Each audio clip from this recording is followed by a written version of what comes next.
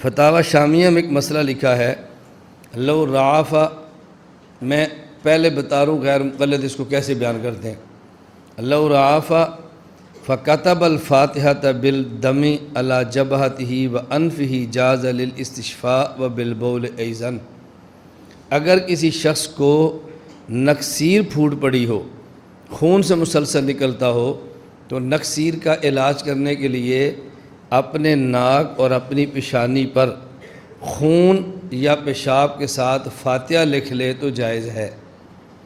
غیر مقلد کہتے ہیں کہ حنفیہ کی فقہ کی معتبر اور مستند ترین کتاب یہ فتاوی شامیہ ہے۔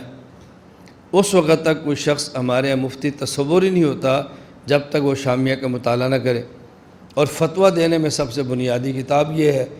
تو دیکھو فقہ حنفی کی اتنی بنیادی اور معتبر کتاب میں لکھا ہے کہ سورۃ الفاتحہ کو پیشاب اور خون کے ساتھ لکھنا جائز ہے، الیاذ باللہ۔ تو یہ لوگ کس طرح قرآن کریم کی توہین کرتے ہیں حنفی۔ اب جو بندہ اس مسئلے کو پڑھے گا بندہ پریشان تو ہوگا۔ ایک بات سمجھ لیں، یہ جو ہمارے یہاں فتاوی شامیہ چھپا ہوا ہے، اس کے اندر 3 کتابیں ہیں۔ سب سے پہلے ایک متن ہے اور مختصر سی کتاب ہے جس کا نام ہے تنویر الابصار۔ اس تنویر الابصار پر ایک شرح ہے، اس کا نام ہے الدر المختار۔ پھر الدر المختار پر حاشیہ ہے، اس کا نام ہے رد المختار۔ یہ ہے فتاوی شامیہ۔ تو اس میں 3 کتابیں ہیں۔ نمبر 1 تنویر الابصار، یہ متن ہے، اور اس کی شرح الدر المختار، اور اس پر حاشیہ رد المختار۔ یہ رد المختار حاشیہ، اس کو فتاوی شامیہ کہتے ہیں اور فتاوی ابن عابدین بھی کہتے ہیں۔ تو یہ وہ لوگ اعتراض کرتے، اب جواب سمجھیں۔ ہم نے کہا کہ دیکھو آپ نے پوری بات کو پڑھا نہیں ہے یا پوری بات کو سمجھا نہیں ہے۔ آدھی بات پڑھتے ہیں یا آدھی بات سمجھتے ہیں، اس لیے مسئلے کا رخ بالکل غلط ہو جاتا ہے۔ ہمارے احناف کے ہاں قرآن کریم کو بغیر وضو کے ہاتھ لگانا جائز نہیں ہے۔ تو جن کے ہاں بغیر وضو کے قرآن کو ہاتھ لگانا جائز نہ ہو، ان کے ہاں قرآن کریم کو پیشاب سے لکھنا جائز کیسے ہوگا؟ جن کے ہاں بغیر وضو کے قرآن کریم کو ہاتھ لگانا جائز نہ ہو، ان کے ہاں قرآن کریم کو خون کے ساتھ لکھنا کیسے جائز ہوگا؟ بدائع و صنائع میں اور الدر المختار میں یہ مسئلہ موجود ہے۔ لا يجوز لمحدث اداء الصلاة لفقد شرط جوازها وهو الوضوء ولا مس مصحف من غیر خلاف عندنا، یعنی اگر قرآن کریم کے اوپر خلاف نہ ہو، ایسا کپڑا جو الگ ہو سکتا ہو، تو قرآن کریم کو بغیر وضو کے ہاتھ لگانا جائز نہیں ہے۔ تو جن کے یہ جائز نہیں ہے، ان کے ہاں فاتحہ کو قرآن کریم کو پیشاب یا خون کے ساتھ لکھنا جائز کیسی ہوگا؟ اصل مسئلہ ہمارے ہاں کیا ہے؟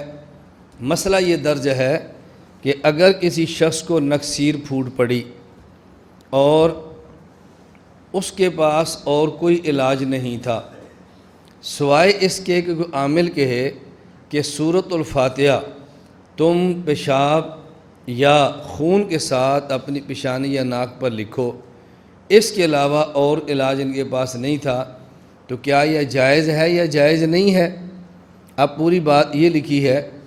اچھا، ایک اس سے پہلے بات سمجھ لیں، اصل مسئلہ یہ ہے کہ حرام چیز کے ساتھ علاج کرنا جائز ہے یا نہیں۔ الدر المختار میں ہے، اور رد المختار میں واختلف فی التداوی بالمحرم، کہ حرام چیز کے ساتھ علاج کرنا جائز ہے یا جائز نہیں۔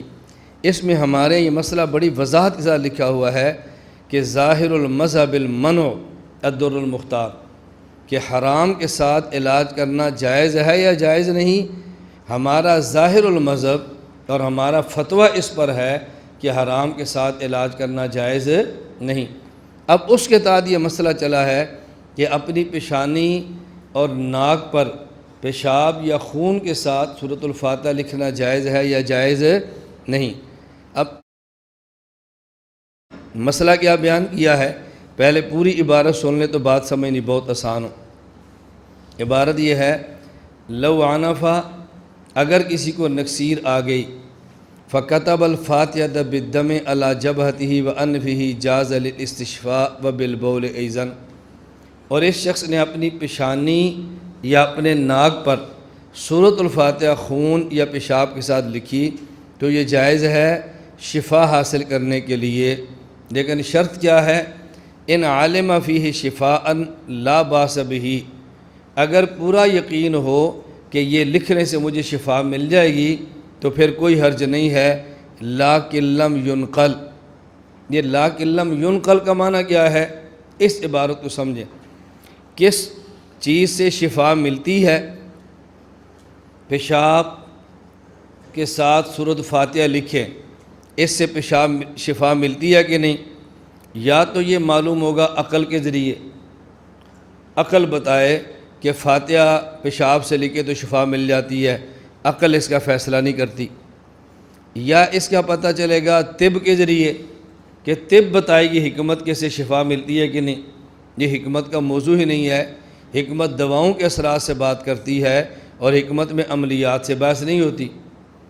اب شفا ہے یا نہیں یہ معلوم ہوگا قرآن کریم یا حدیث پاک سے، اور کہیں قرآن کریم اور حدیث پاک میں نہیں ہے کہ سورۃ الفاتحہ کو پیشاب یا خون کے ساتھ لکھو تو شفا مل جاتی ہے۔ اب سورۃ الفاتحہ کو پیشاب یا خون کے ساتھ لکھیں تو لکھنا جائز ہے کب؟ جب یہ معلوم ہو کہ اس طرح کرنے سے شفا مل جاتی ہے، اور معلوم ہوگا عقل سے بھی معلوم نہیں ہو رہا، یا معلوم ہوگا طب حکمت سے، طب حکمت کا موضوع نہیں ہے، یا معلوم ہوگا قرآن اور حدیث سے، اور قرآن کریم میں ایسی کوئی آیت نہیں جس میں یہ لکھا ہو کہ اس سے شفا مل جاتی ہے، احادیث میں کوئی حدیث بھی نہیں کہ جس سے معلوم ہو کہ اس سے شفا مل جاتی ہے، تو اس کا مطلب یہ ہے کہ جائز تب تھا کہ جب معلوم ہو شفا مل جاتی ہے، اور اس سے شفا کا ملنا معلوم نہیں، جب معلوم نہیں تو اس کو لکھنا بھی جائز نہیں ہے۔ لفظ استعمال کیا ہے ان عالم فیہ شفاء لا باس بہ لاکن لم ینقل، اگر اس سے شفا کا علم ہو جائے تو جائز، لا باس بھی کوئی حرج نہیں ہے، لاکن لم ینقل یہ نہیں فرمایا لاکن لم یعلم، لیکن ان سے شفا کا ملنا معلوم نہیں ہے، فرمایا اس سے شفا کا ملنا منقول نہیں ہے۔ کیوں؟ معلوم ہونا تھا عقل سے، وہ ہو نہیں سکتا، طب سے ہو نہیں سکتا، تو باقی رہ گئی نا شریعت، تو جو بات شریعت میں ہو نا اسے کہتے ہیں کہ یہ بات منقول ہے، یہ منقولات میں سے ہے، قرآن کریم میں ہے، یہ حدیث پاک میں ہے۔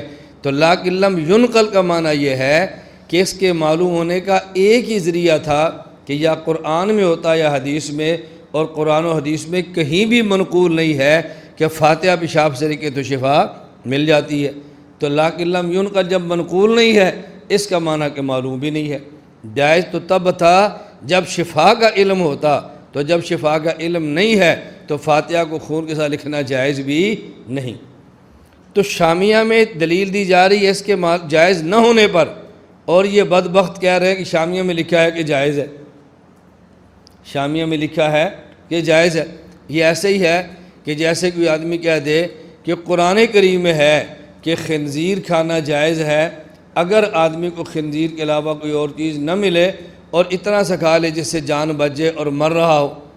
اب کوئی بندہ کہے جی قرآن میں لکھا ہے خنزیر کھانا جائز ہے، بھئی خنزیر کھانا جائز ہے، اس کے لیے دو شرطیں لکھی تھی، غیر باغ ولا عاد، نمبر ایک اس کے علاوہ بچنے کی صورت کوئی نہ ہو، نمبر دو اتنا کھائے جتنی ضرورت ہو۔ یہ دو شرطیں تھیں، اس نے دو شرطوں کو چھوڑ دیا اور یہ کہہ دیا کہ خنزیر کھانا جائز ہے، قرآن میں لکھا ہوا ہے۔ بھائی جو شرطیں لکھی ہیں وہ بھی تو بتاؤ نا۔ تو شامیہ میں یہ لکھا ہے کہ جائز ہے، لیکن شرط یہ ہے کہ اس میں شفا کا علم ہو، تو شفا کا علم نہیں ہے لہذا اس کو استعمال کرنا جائز بھی نہیں۔ تو شامیہ والے اس کے ناجائز ہونے پہ گفتگو کر رہے ہیں اور یہ بدبخت اس کا جائز ہونا سمجھ رہے ہیں، اس لیے کہتے ہیں من یرد اللہ بہ خیر یفقہہ فی الدین، اللہ سمجھ کا ارادہ فرمائے تو خیر کا ارادہ فرماتے ہیں، اور جب اللہ کسی سے خیر کا فیصلہ فرمائے تو دین میں فقہ دے دیتے ہیں، اور جب اللہ کسی کے ساتھ خیر کا ارادہ نہ فرمائے تو دین کی فقہ اس سے لے لیتے ہیں، سمجھ ختم کر دیتے ہیں۔ یہ تو ہم نے بات کی ہے عام بندے کو سمجھانے کے لیے کہ اس کو بات سمجھ آ جائے، علماء طلباء کی دیکھو فائل میں بات درج ہے، وہ یہ کیا، اب یہ ضابطے معلوم ہو تو پھر ہے نا، کہتے ہیں ان عالم فی شفاء لا باس بہ، سورۃ الفاتحہ کو خون اور پیشاب کے ساتھ لکھنا یہ جائز ہے جب کہ اس میں شفا کا علم ہو تو کوئی حرج نہیں، لا باس بہ، لیکن لم ینقل، لیکن ان میں شفا کا علم نہیں ہے۔ اب یہ ان علم فی شفاء، ان علم فی شفاء لا باس بہ، دیکھیں یہ عبارت میں ان علم فی شفاء یہ مقدم ہے اور لا باس بہ یہ تالی ہے، شرط اور جزا ہے نا، تو شرط کو مقدم کہتے ہیں اور جزا کو تالی کہتے ہیں منطق میں۔ اب ضابطہ کیا ہے کہ اگر مقدم اور جزا، مقدم اور تالی، شرط اور جزا اگر ان میں نسبت تساوی کی ہو، اگر ان میں نسبت تساوی کی ہو اور پھر آپ مقدم کی نفی کر دیں تو نفی مقدم سلب مقدم یہ مستلزم ہوتی ہے سلب تالی کو، کہتے ہیں ان کانت الشمس طالعۃ فالنہار موجود، اگر سورج طلوع ہے تو دن موجود ہوگا۔ اب سورج موجود ہو تو دن ضرور ہوتا ہے، ایسا نہیں ہوتا کہ سورج بھی ہو اور دن بھی نہ ہو، ایسا کبھی نہیں ہوتا۔ سورج اور دن کے موجود ہونے میں تساوی کی نسبت ہے، اگر سورج موجود، سورج طلوع ہے تو دن موجود ہوگا، لیکن سورج طلوع نہیں ہوا تو اس کا معنی دن بھی موجود نہیں۔ جب سورج کے طلوع ہونے کی نفی کریں گے تو وجود نہار کی نفی خود بخود ہو جائے گی۔ ان عالم فی شفاء لا باس بہ، اگر اس میں شفا کا علم ہو، یہ مقدم ہے، لا باس بہ تو پھر کوئی حرج نہیں ہے، لیکن لم ینقل، لیکن لم یعلم، لیکن شفا کا علم نہیں تو لا باس بہ کا پھر نقیض ہوگی باس بہ، پھر حرج ہے، پھر جائز نہیں ہے۔ تو اگر منطق پڑھی ہوتی یا کچھ مناسبت ہوتی فقہ سے تو یہ جملہ کبھی بھی نہ کہتے۔